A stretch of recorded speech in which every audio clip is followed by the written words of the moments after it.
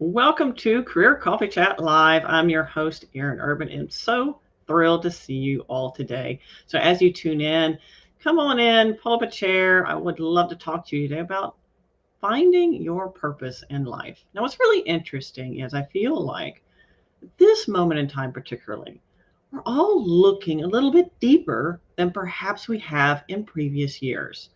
Now, what's really interesting is while we are living in, you might think, unprecedented times, at about 20 years into every century, our socioeconomic cycle goes through tumultuous change.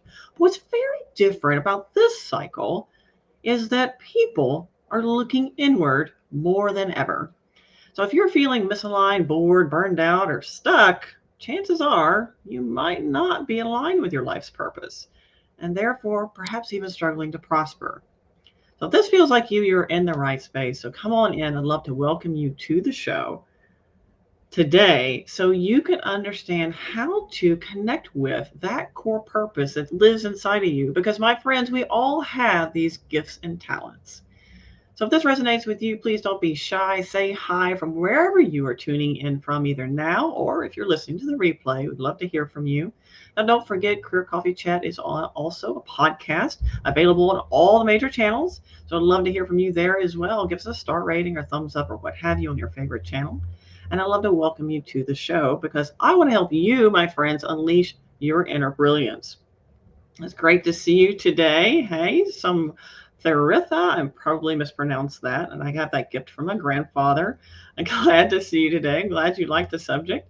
And, here's the thing. It's not just me talking here today. We have a wonderful guest to help you tap into your purpose and passion and potential to prosper. And yes, I like alliteration. And that wonderful guest is Catherine McCourt.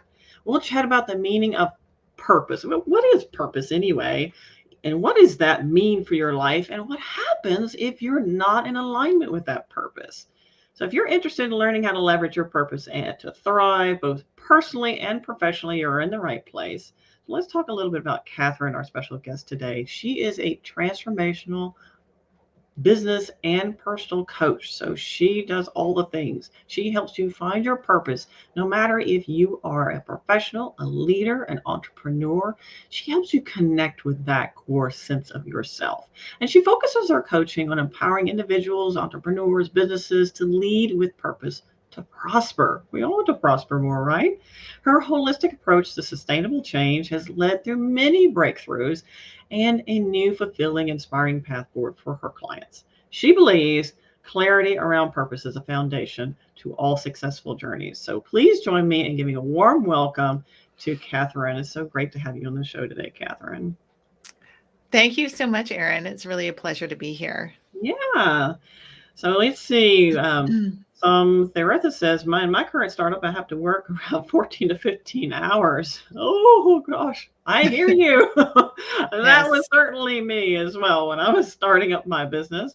And I'm complete burnout. I sometimes feel like what I'm doing is just wondering, with my mind. And I'm only 27. You're too young to feel like this. But what's Yeah. interesting to hear this is now I feel like, when I was 27, I was still trying to figure out what I wanted to be when I grew up. Actually, I'm still figuring out what I want to be when I grow up.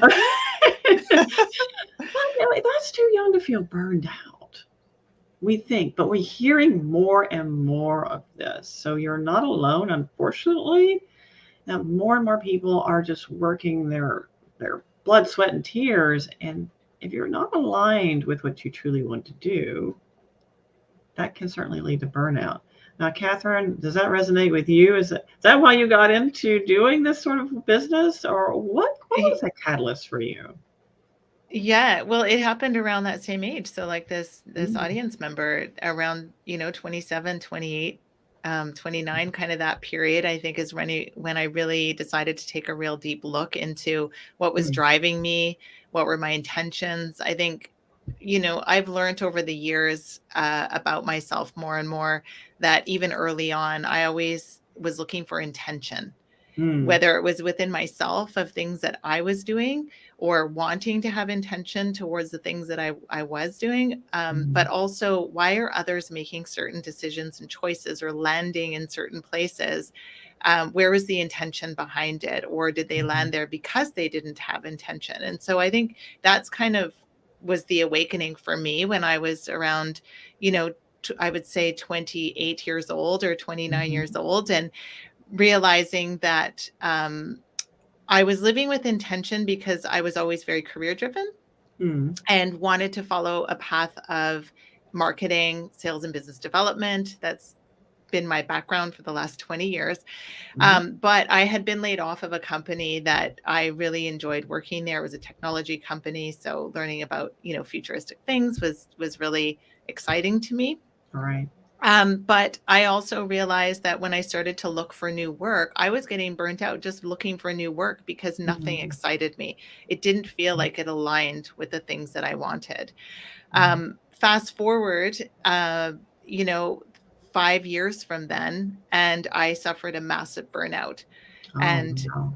Yes, and it was with a company that I absolutely loved and a company that I stayed with for 11 years. Believe it or not, I never thought I'd be with one brand for 11 years, but they had all of the components around what aligned with my values and what I felt was purpose, which is why I stayed. But the burnout part, I had to dive in and really start wondering, what is it that's burning me out and why is this happening?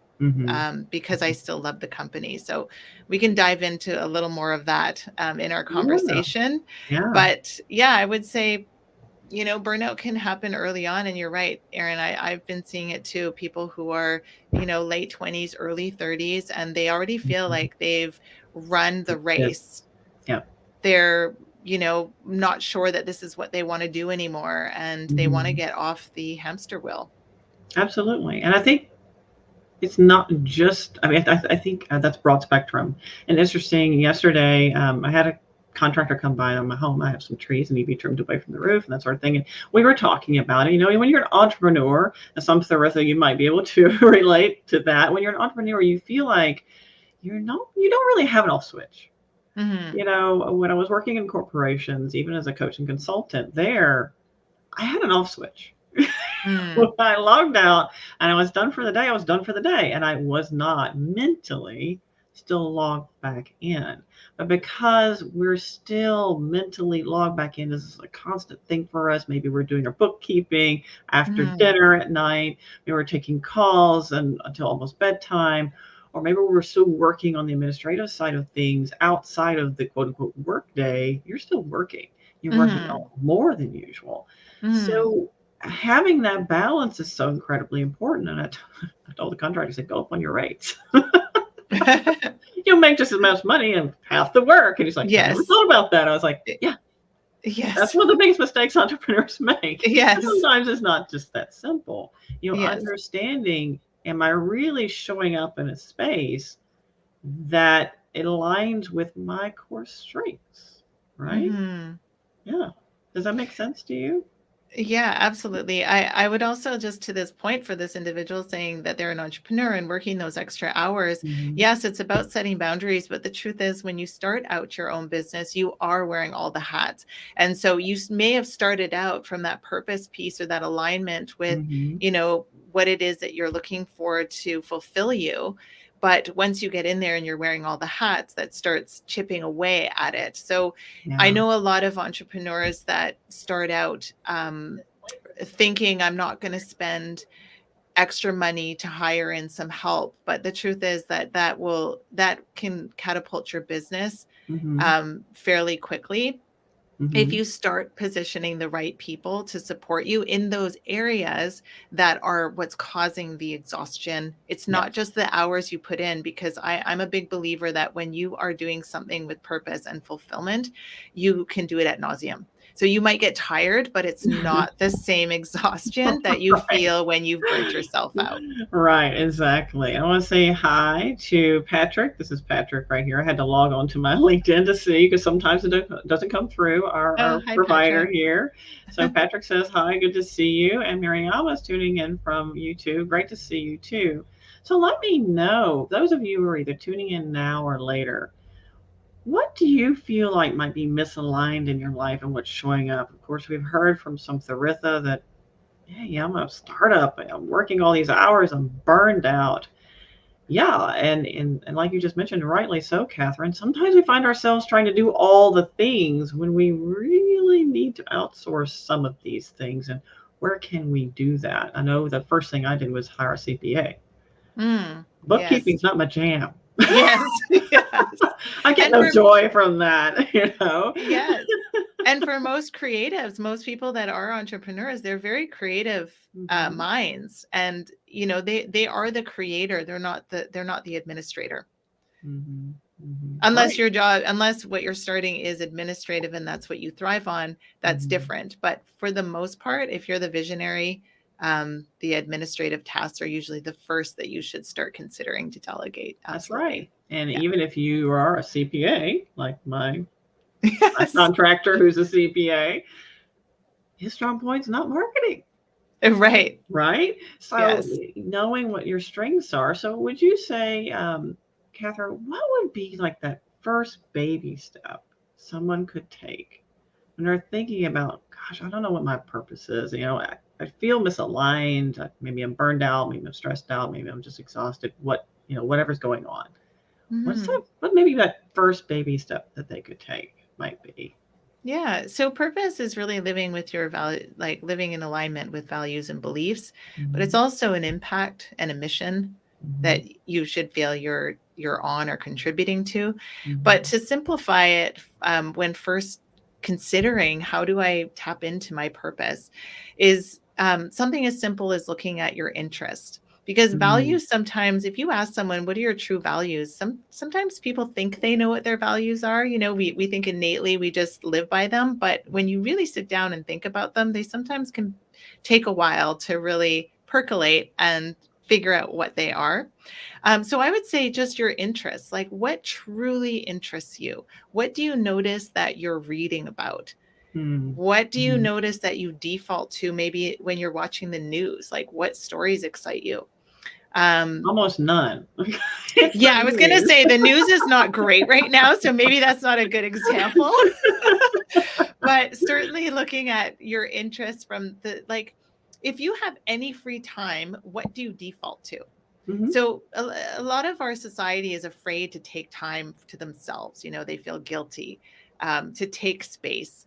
But I recommend it to all my clients is find a bit of space in your life, no matter how long it is, whether it's 5 minutes to an hour sometimes for some, but see what you default to.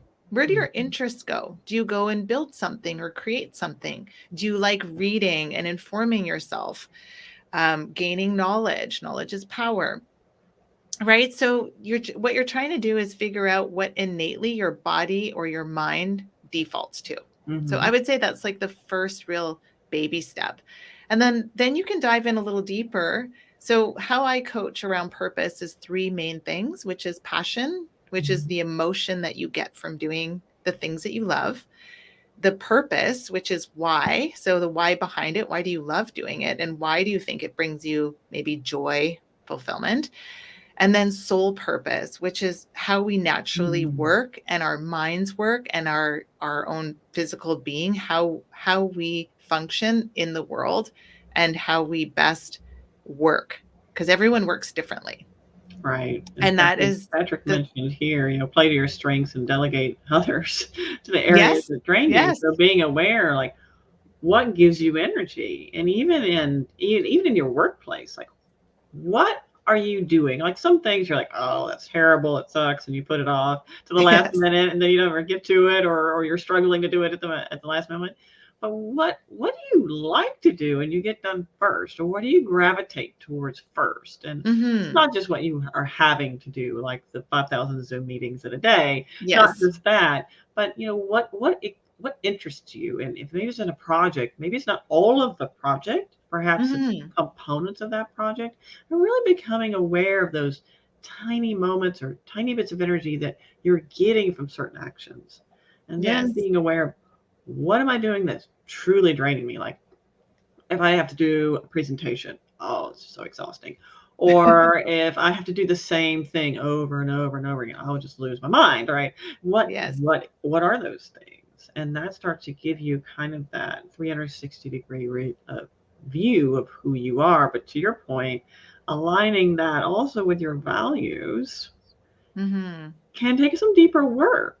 Because Yes. you're right, we think we know. Oh, sure, I know what my values are. And then we really need to articulate them, and we're like, Yes.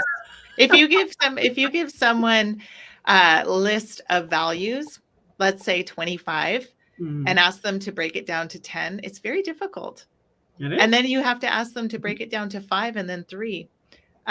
It gets challenging. And that's my point is like, yeah, we all live by some sense of value, I would think, in our Mhm. life. But when you really think about the true core values of who you are and what you believe and how you want to be in this world, is really what I'm talking about, not just the everyday that we feel we're living some value. So Yeah, we're talking about non-negotiable values. And people are like, "What's yes, a negotiable value?" You know, like yes, telling the truth, that's a value. Unless your best friend or your spouse asks you how they look in something. And then all of a yes, sudden it becomes negotiable. right. Yes. Yes, totally. And I mean, I want to go back to Patrick's point here about just, delegating some of the tasks that don't necessarily resonate with Mhm. the work that you want to do. I mean, don't be fooled. Finding your purpose doesn't mean that you will find the job and you'll love it 100% and 100% of the time. There's always going to be a percentage of things that we all have to do in our work or a job that don't maybe fulfill that true Mhm. purpose part, but it's just a necessity. So when I do the coaching for purpose specifically and around career, it's about recognizing that 80/20 rule, right? The Pareto rule. Mhm. For most things in business these days, you hear that. Most people probably have heard of this, which is that 80/20 rule. So if 80% of your role is something that you really do enjoy and get fulfillment from and love, then it's okay. There probably could be a 20%, hopefully a bit less, but 20%. I'll give you an example. I've been in sales and business development throughout my whole career. I'm not an Excel guru. And I'm sure if anyone that knows me is listening to this is probably chuckling because they know me in Excel. I love Excel for the analytical part and the reporting, but I don't like to do it. I don't want to populate it. I don't want to fulfill the formulas. But that's a part of sales and business development that, a skill set that you need to know. So that would be an example. Sales Mhm. and business development is what I love. It aligns with a lot of my purpose in educating people around, valuable products and services. But the administrative task of Excel doesn't necessarily sit in my wheelhouse. Yeah. Pretty much Yeah. all of Excel doesn't sit in my wheelhouse. Okay.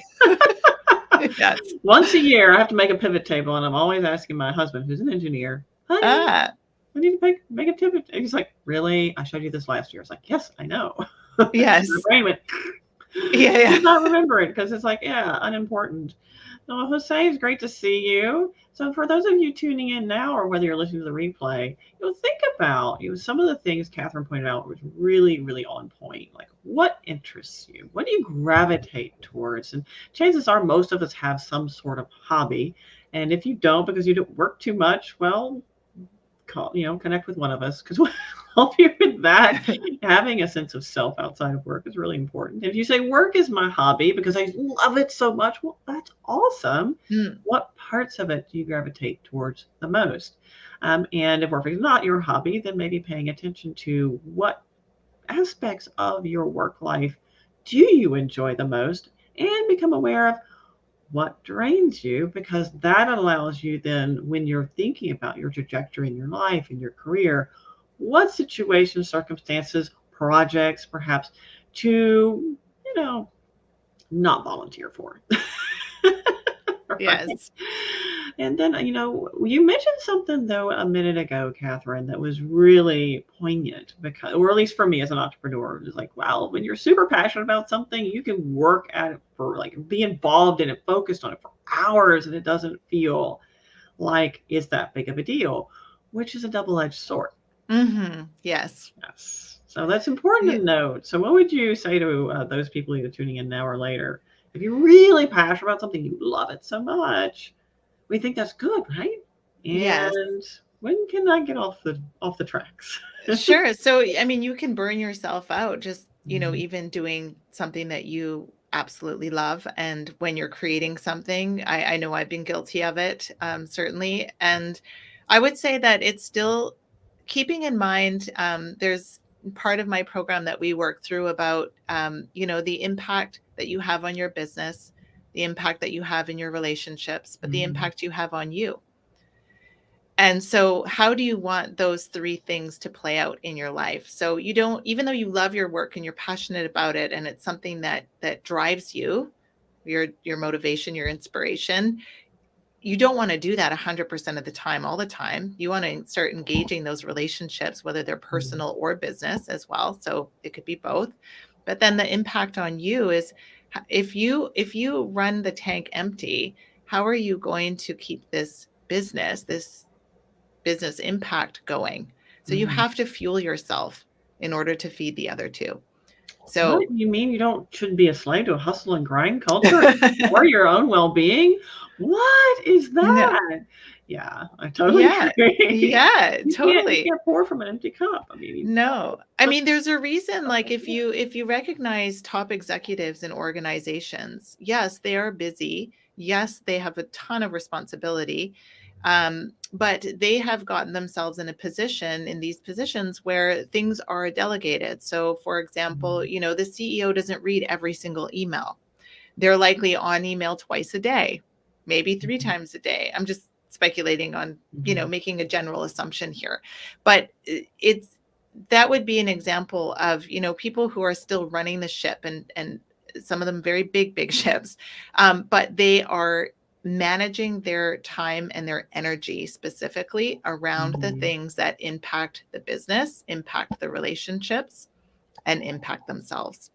Yeah. So they're setting the boundaries, right? You do still, even though you love what you're doing, you're trying to get it off the ground, especially because you think, if I'm not working on it, who's going to get it off the ground? But you have to fuel yourself and give back to yourself in order for you to give back to your business, or to keep driving the business. And, you know, please, for those of you tuning in an hour later, don't get derailed by thinking, oh, well, this is just a season, it will pass. That kind of thinking can get us into trouble, because if we're not continually, intentionally setting those boundaries that we're giving back to ourselves, whether it's doing something we love to do, giving that energy back, or taking a break, or what have you, then chances are your performance, your product, all of that will suffer even in the interim. So just keep that in mind. And Hussein has a really good question here. How can the path be modified when the prediction is wrong and the purpose is diverted from its path? By the way, Hussein asks very intriguing questions. Yes. That's it for an early morning. I'm like, I know, wait a minute, you're asking me to think. Yes. Is it possible to change the purpose in the middle of the road if there's a better and faster path? Yes, because I believe that purpose really is the foundational piece. So I'll give you an example. I'll use myself as an example. So my purpose is empowering others to lead with purpose to prosper. But I can do that in so many different ways. So it's more how you emulate it, how you share it to the world. How are you putting out the purpose? So as a coach, I coach individuals and groups. That's one way that I express my purpose. But I'm also a podcast host where I share tools and tips. And then I also have my business coaching / consulting, where I'm also bringing that purpose. So I can change the elements of how I'm expressing it, but the foundational purpose piece generally stays the same, meaning that mission or that impact that you're trying to have generally stays the same, but you might just want to express it differently. Right. Exactly. Help simplify. Yeah. Because I personally, now other people may disagree with this, and that's fine, because everybody's different, right? I mean, not everyone follows the same evolutionary cycle as they evolve as a human being. But I feel like more you learn and evolve and put into yourself, and as you evolve as a person, that purpose and how it's expressed or delivered to the world will shift. Mm-hmm. And it should. Yes. Because if we remain the static machine, I would argue to say that we're probably not necessarily growing. So for something to find out, oh, I'm doing this thing this way, this is a process or method by which I do this thing or deliver my purpose to the world, the outcome I want to have or impact. And then halfway through, we are like, if I do this over here, I'll have a lot more impact and I'll be able to maybe target specific demographic that I really have more interest in, maybe it's children, really have a passion for helping children be literate or whatever, right? Whatever that Mm-hmm. thing is. And if I find a different way of doing that, maybe I'll create a program, right? Yes. Then that's great. Yes. I That's, always say that yeah. purpose isn't one dimensional. So Mm-hmm. meaning it's not like this one thing that you go out and find, like it will evolve, like to your point, Right. Erin, through our life, we evolve as humans. That is what we do. We are meant to evolve. Mm-hmm. And your purpose can evolve and change. But it's usually the foundational piece will come from that soul purpose part, certainly, and those passions that you have. Some people might think they have two purposes, but when they really dive deep in, they recognize that there's similarities or there's Mm-hmm. synergy into the two things that they want to do that are similar to what they want to actually express. Mm-hmm. So yes, purpose is not one dimensional. It'll evolve, but it has to start from somewhere. And Right. starting from that one foundational piece will then create probably room for you to keep Mm-hmm. growing it. It'll mold in different ways, Mm-hmm. look a little differently depending on how you're expressing it. Right. So don't So hold yourself to one yeah, key I mean, thing and one think, "Oh process. no, I've Yeah. started this, I have to stick to this." Yeah. Right. No, you can Never grow change. and evolve it. Yeah, yeah. So he asked, does that mean that principles cannot be changed? But we can find a better style to do so. Well, that's a really interesting question because principles Mhm. connect very strongly to values, so core values like Yes. this is my belief system and what I hold dear to. Um, I'm not saying that core values cannot change Mhm. because I would be misspeaking if I said that. There can be instances in an individual's life where a core value is challenged, or maybe a limiting belief has caused a certain value to express itself in a way Mhm. that may Yes. shift over time. By and large, though, for the most part, one's values remain the same throughout one's life, for the most part. But it's not absolutely like set in concrete, if you will. So let's just say someone identifies early on in our coaching that a core value to them is, I don't know, family. Family, growing family. That's a core value. I don't think that's really a value, but it's something like Mhm. that. And then later on, they find, well, no, it's not really family. It's nurturing loved ones. So it's a nuance Yes. of the thing.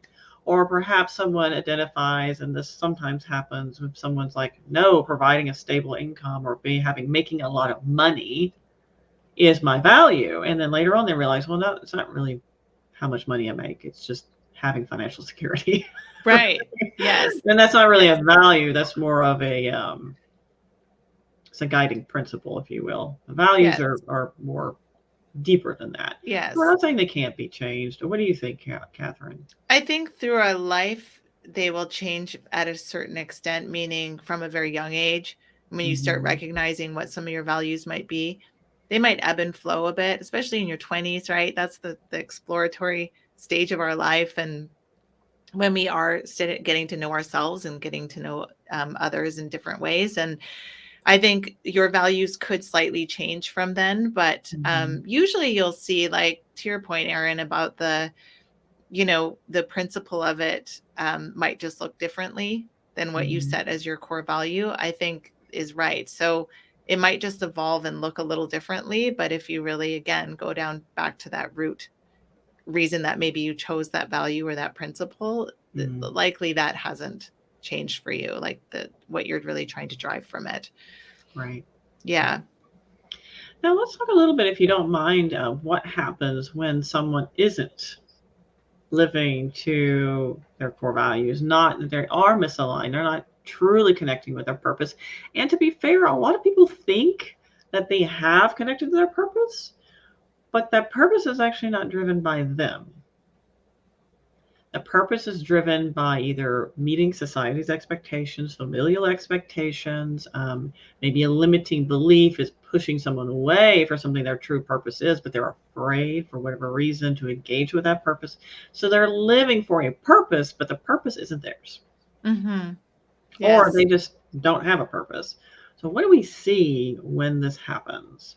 So maybe tackle one of those, maybe not both of them at the same time. It's Yeah. totally different. Yeah.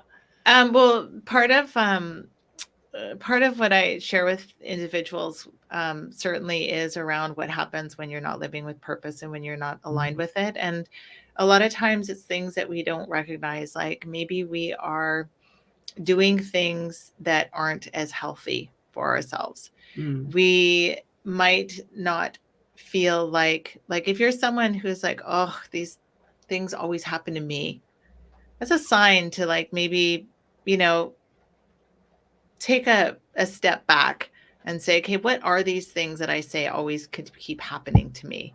There's something in that you are either enabling, or you are, I'm saying potentially, so potentially enabling something, or potentially allowing yourself to be drawn or driven by, like you mentioned, society, maybe pressures, family pressures, but it doesn't sit well with you. And the reason you're saying to yourself that, oh, this always happens to me, in more of a negative tone, is because it doesn't sit right with you. There's something obviously that about it that's not sitting right with you. So I think if you can start recognizing areas in your life where it doesn't feel great, or you're begrudgingly doing things and you find that you're doing them often, or that they happen, throughout your life, and you're always coming up with that more of a negative tone towards it.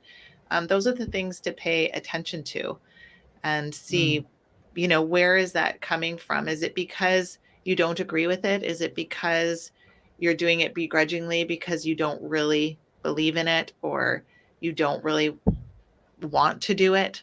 Something as simple as, if you don't want to do something, why don't you want to do it?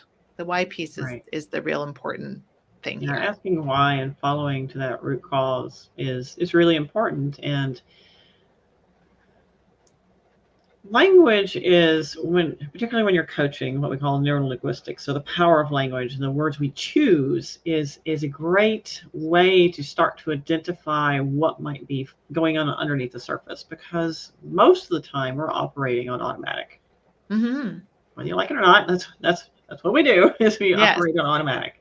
Yes. And so these words, these repeated phrases, or repeated maybe mental narratives are kind of a gateway to understanding what might be going on in that automatic world that we're not necessarily consciously engaging, that gives us, insight into the narrative that might be holding us back, or that we feel like we might feel like we have to or should. Are we shoulding ourselves? We've heard about that. Like, are we doing something we feel like we should do, but we don't necessarily personally, like, it doesn't align here?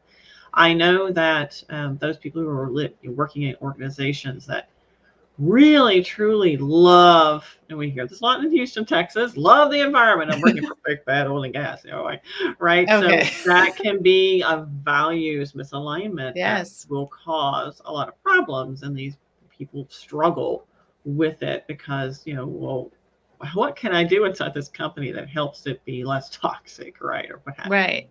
So it may be something like that. Or it'd be more obvious. My parents wanted me to become an accountant or a doctor. If you knew how many doctors hated doing what they do, you would ask very different questions. Yes. Yeah.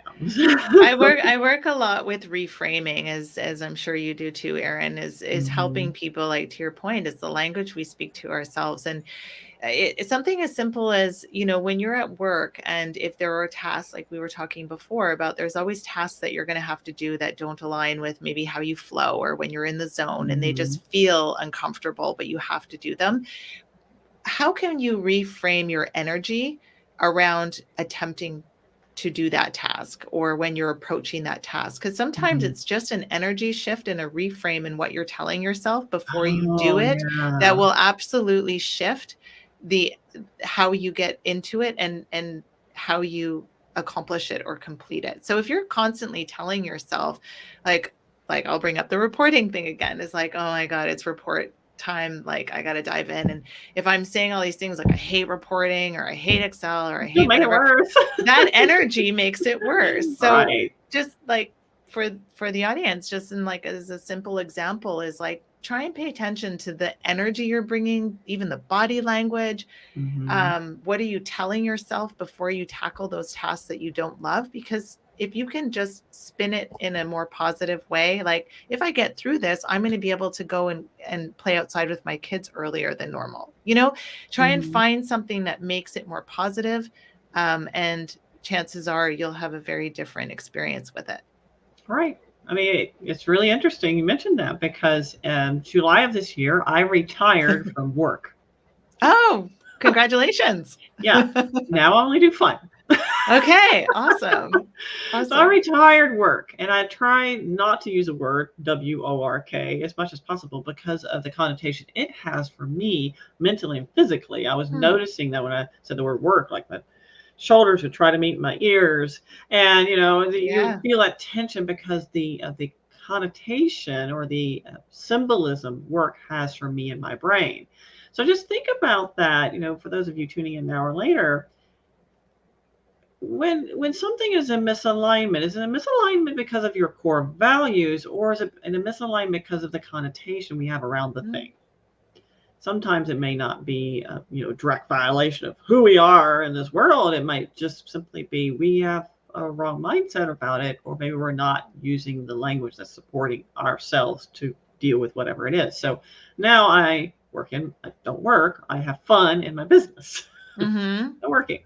That takes Yeah. a lot to reprogram. So Hussein has another question. It's Yes. awesome. Thank you, Hussein.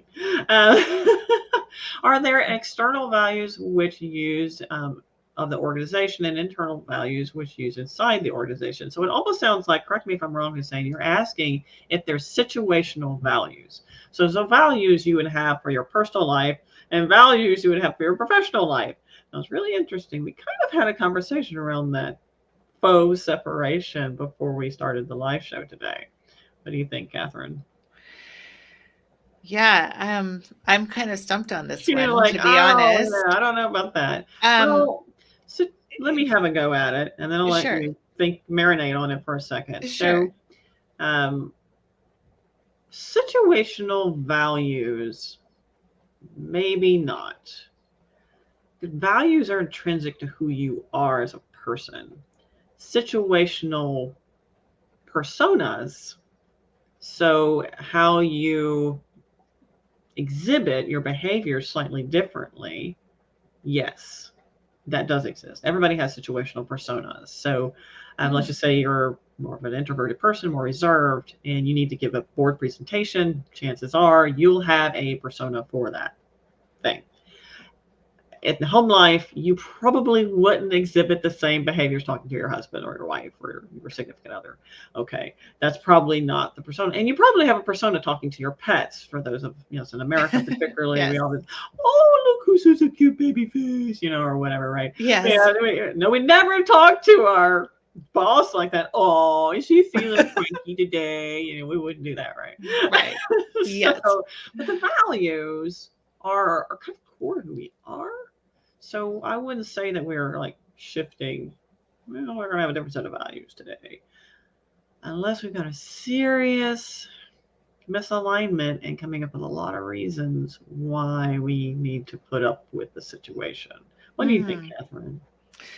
I think in situational, or in situations like possibly what you're describing is, there are some people that go to work and it's not aligning with their values, but they Mm, feel like, maybe it's a really good job. It supports a certain lifestyle. It provides them with key benefits that they need. And so it's not that they switch their values, but what you need to do in that sense, I would say, is it's not about switching your values and trying to marriage your values with the organization that you're working within, or you having to feel like you have to compromise your values.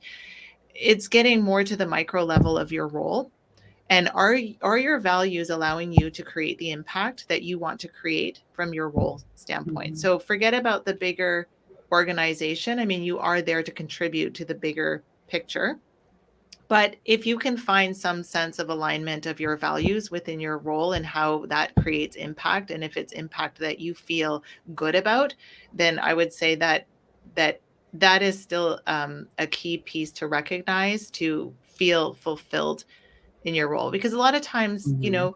right now businesses are all about making sure that employees, I say all businesses, but it's certainly with the pandemic, um, you know, em- workforce has changed a lot. And we also have three different generations in the workforce. And the younger generations really care about that purpose piece or what is driving the business. So Mhm. their values, they want to see their values in the organization. Whereas a lot of older organizations are taking their value, their philosophies, and they're pulling it down to help the employees find purpose in it. Mhm. Yeah. Right. So you've got this like one coming from the bottom, one coming from the top. But so I would say if you're somebody who feels like, do I need to think about or rethink my values and what I'm doing? Maybe you do, but if you feel like you're comfortable and know that your true values, do they come into play or do they have a presence in the role that you're doing at least? And don't worry about the big organization until you can Mhm. filter through some of that. I'm And not your sure if that. body, yeah, no, that makes total sense. And your body will let you know too, as Yes. well. So for those of you, who's saying, and for others of you tuning in right now, and for those of you tuning in later as well, let me know if this resonates with you, because when you feel a direct violation of your core principles, let's say your core values, um, you will be a visceral response. You'll know, you won't be Yes. room for doubt about it, because you'll be like, no, like that's what? You'll instantly offended. It's an automatic response. And then you think through it. Hmm. So you'll know, but let me know if that resonates with you, or if that's ever happened to you. Or if you find like you're having to fight through that every day now, chances are you're in the wrong place. Just being Yes. honest. Um, Now, I will also say that you're right in that the generations coming into the workforce now, that social responsibility component is much, much higher, much more forefront, top of mind. So for them to decouple what the organization's impact is and then their impact within the organization is a little bit more difficult, because they see the more of a Hmm. they're more of a global mindset. It is important to know, like, okay, what is an absolute compromise and you won't put up with, and what is not, because at the end of the Yes. day, the businesses are in business to make money, Yes. right? Yes. That's why they have business, and they can pay Every you because business. they make money. So so take this for example. One of my clients, she's a wildly successful health, safety, and environmental professional, Hmm. HS&E. And so what she does, her role is wonderful and really important, but she works for a petrochemical company who's really dirty and there's a lot of violations. I mean, so what her role is in total alignment with what she believes in, and the company she's working for, maybe not so much, right? Yes. So you can see where that may be very interesting, but she knows that by what she's doing is helping the company operate more safely, operate cleaner, right? Have those processes in place and making sure the reporting is done correctly and making sure there aren't violations and these sorts of things going on, and elevating that to the right stakeholders so changes can be made, so projects can be put in place to make things operate cleaner. So she is having a positive impact in that way.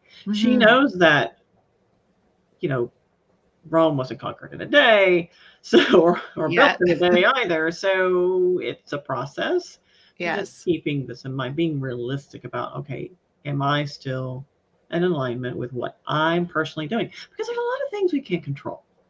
Exactly. Look, every company I mentioned early on in our conversation, so for any of the audience that joined midway, is, I was with a company for a very long time that absolutely aligned with some values that I had around sustainability and the environment and all that. But I certainly experienced a burnout during it. I had to realign myself with what I was doing there, which, Mhm. I ended up in 3 different roles within the organization over the period of time that I was with them, because I had to continue to evolve and also make sure that what I was delivering, my impact from the role that I had, was coming from a place of that fulfilled me and my Mhm. values and my purpose, versus just doing the job because I liked the company.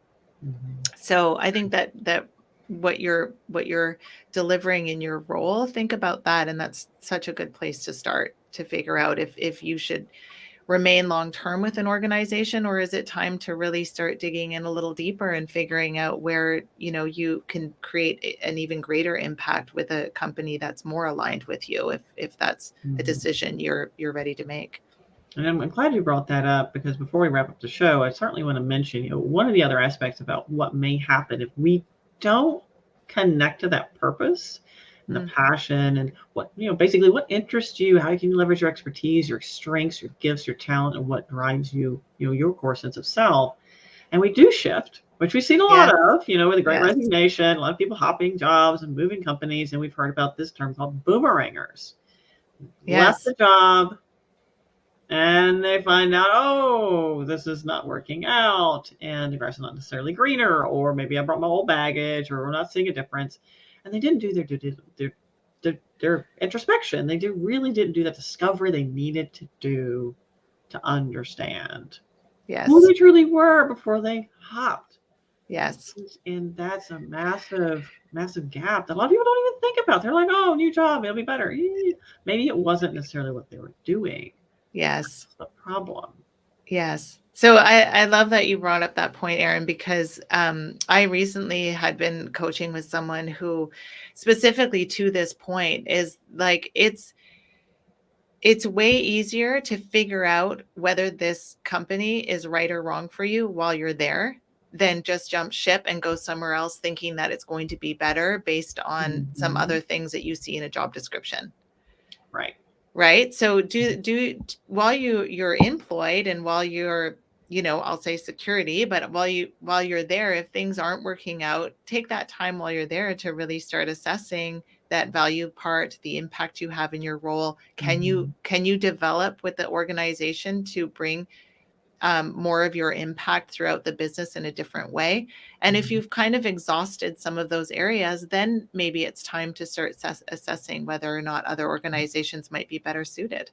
Right. But do the work while you're there, and don't make Mhm. any rash decisions, because it's easier to do it with people that you're already integrated with, right?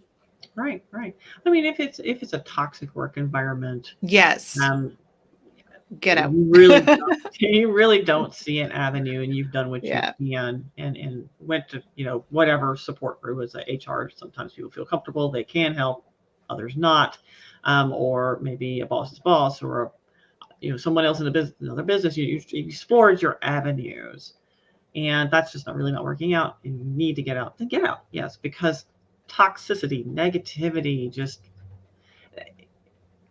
people don't quit what they do. They usually quit their bosses.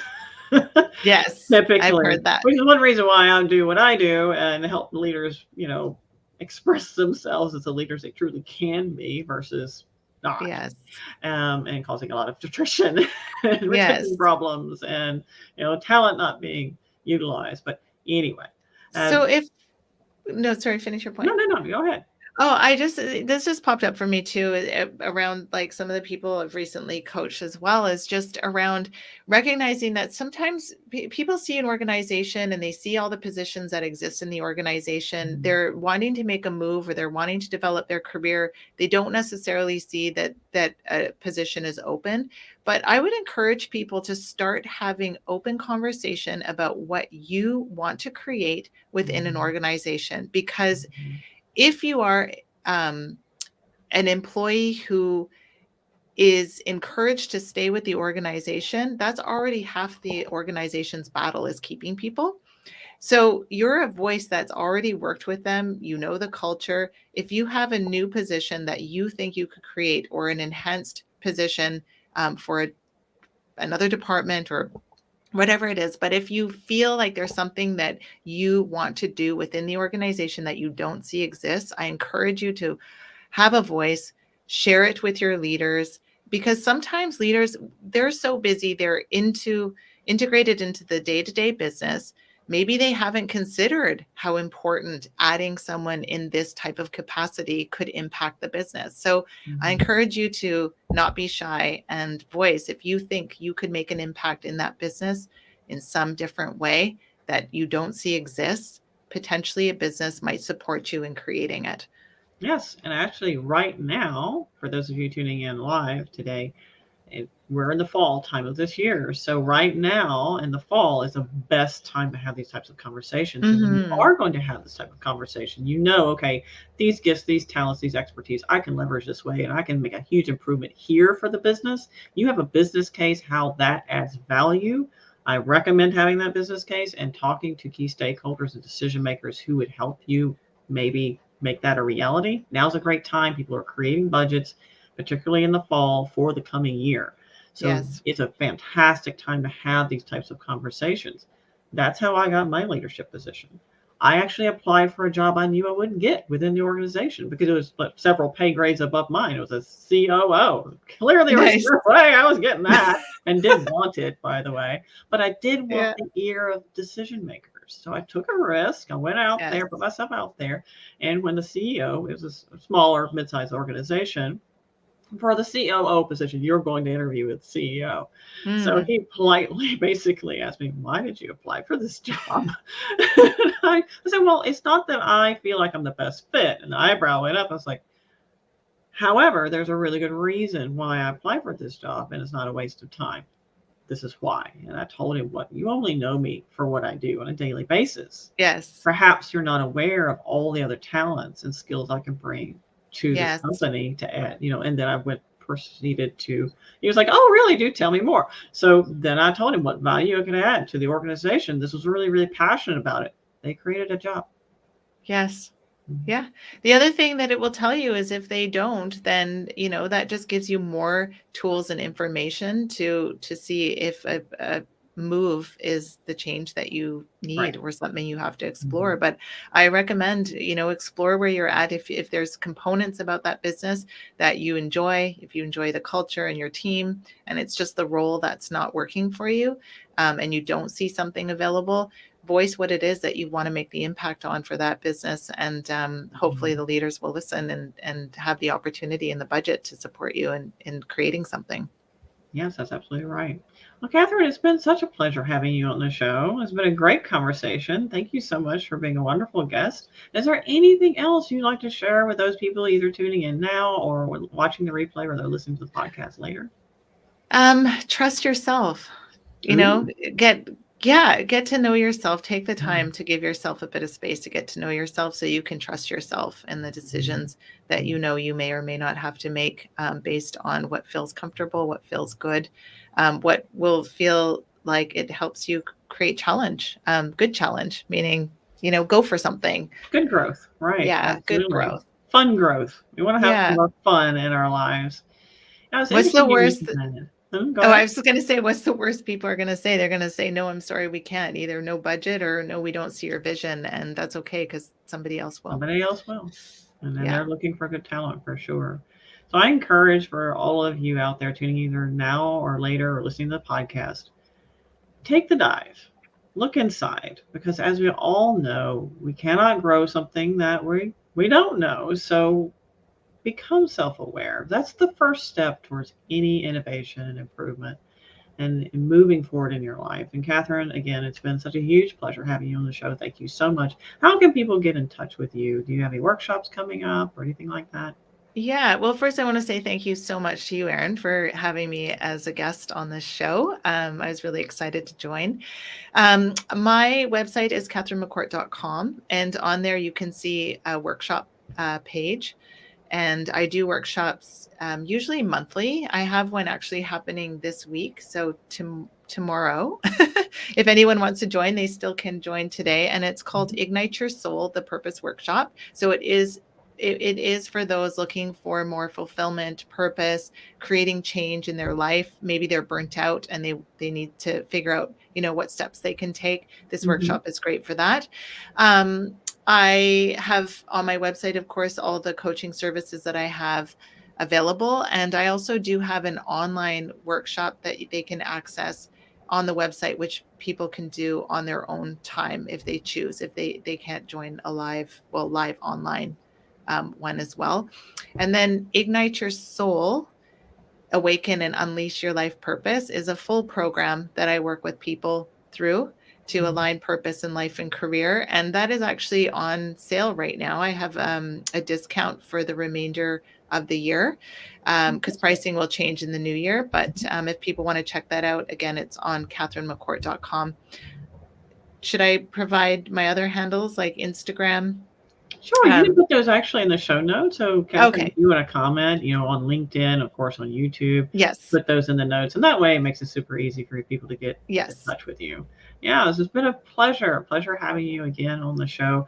Great to see all of you tuning in, my friends, whether you're tuning in now, watching live, or watching the replay, or listening to the podcast. As always, my deepest wish for you is to keep elevating.